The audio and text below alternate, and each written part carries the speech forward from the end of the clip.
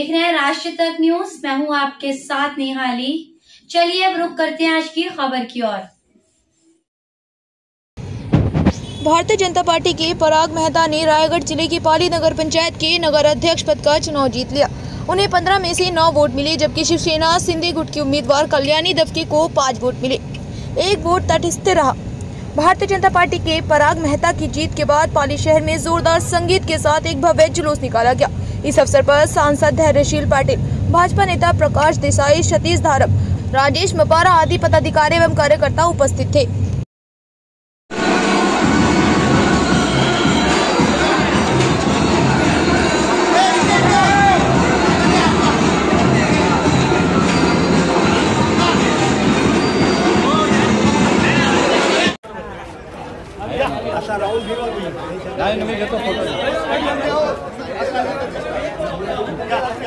घ्या चला। भारत माता की जय, भारत माता की जय, भारतीय जनता पार्टीचा जय हो। बस ठिकाणी जर बघाल तर आपला नगराध्यक्ष विराजमान झालेला आहे। महाराष्ट्रातल्या अष्टविनायकाचं तीर्थक्षेत्र म्हणून प्रसिद्ध असलेल्या पालीमध्ये भविष्याच्या काळामध्ये विकासाची दालनं कशी खुली होती?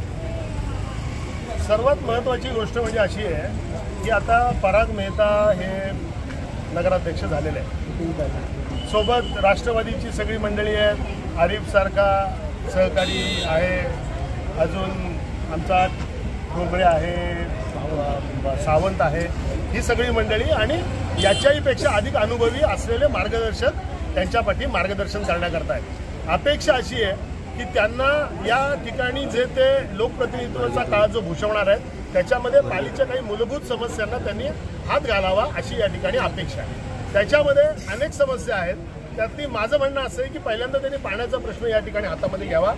मी खासदार म्हणून आहे, माननीय तटकरे साहेब या ठिकाणी आहेत, महायुतीचं, भारतीय जनता पक्षाचं, राष्ट्रवादीचं आणि शिवसेनेचं सरकार केंद्रात आणि राज्यामध्ये आहे, त्याचा पुरेपूर फायदा माननीय देवेंद्रजींच्या नेतृत्वाचा, माननीय चव्हाण साहेबांच्या नेतृत्वाचा, माननीय नरेंद्रजी मोदी साहेबांच्या नेतृत्वाचा आणि त्यांच्या विजनचा पूर्ण फायदा या नगरपंचायतीच्या सर्वसामान्यांना मिळावा अशा पद्धतीची कामं यांनी करणं या ठिकाणी अपेक्षा आहे आणि ते त्या पद्धतीने निश्चितपणाने कामं करतील अशी मला खात्री आहे। रायगडमध्ये 2 खासदार आहेत, आपण देखील खासदार आहात आणि रायगडमध्ये तशाच पद्धतीनं विकासाला चालना मिळेल या अपेक्षेच्या दृष्टिकोनातून पाहिलं तर 2 मंत्री देखील आहेत। मात्र पालकमंत्र्यांचा जो प्रश्न आहे तो अद्याप या ठिकाणी सुटत नाही आहे, काय सांगाल?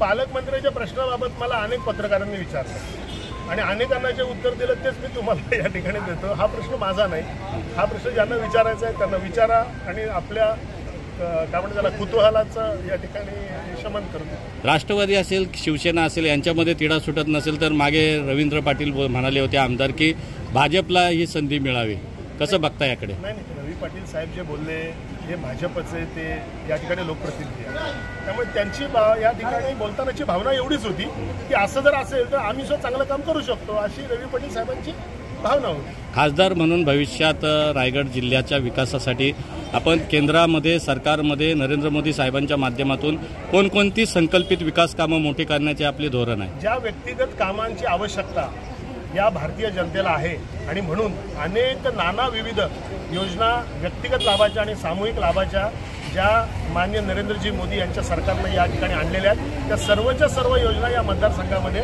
उपयोगात आणाव्यात अशी आमची इच्छा आहे। फिलहाल खबरों में इतना ही। बाकी खबरों के लिए देखते रहिए राष्ट्र तक न्यूज।